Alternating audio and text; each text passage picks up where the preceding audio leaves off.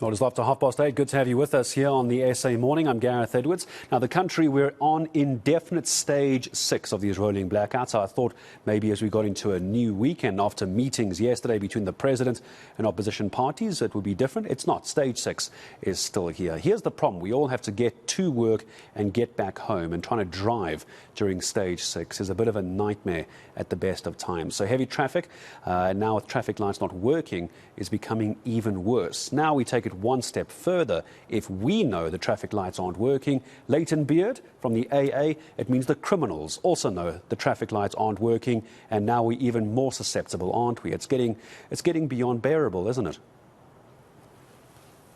It certainly is, Gareth, and I think for a lot of people it's adding to their stress levels, which is obviously creating a bigger problem of road rage.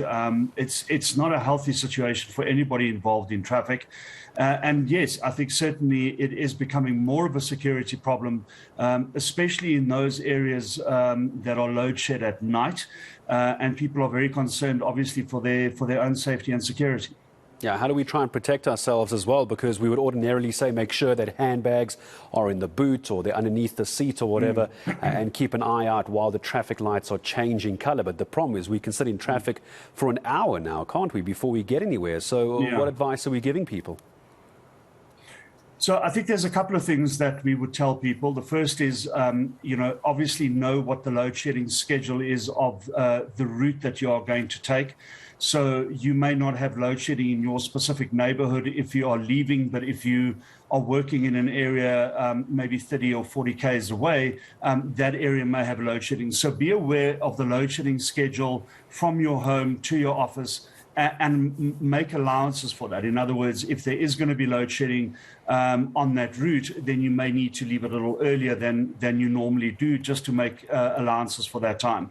Yes, certainly. Keep your valuables locked up in your boot of your vehicle and ensure that your doors are obviously locked and closed. But that's, one of the things we tell people anyway. So you've got to put that stuff away. Be vigilant of your surroundings, certainly. Very important to do that. If you are able to, you need to get a panic button of sorts. The AA has a panic button. We would advise people to keep one of them with them in their vehicles in the event that they do need to use that. And then if you are in a situation where you are either, being with hijacking or somebody smashing your window to get something out of your vehicle, one of the things we always tell people is remember that your vehicle and your valuables are not as valuable as your life. So always comply if you are given instructions, specifically if there is a firearm pointed at you.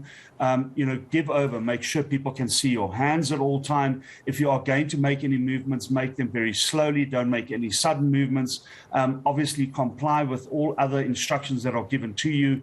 And remember, again, your vehicle is not as valuable as your life. And if you are in the situation where your vehicle is being taken from you, walk away from that and deal with the aftermath.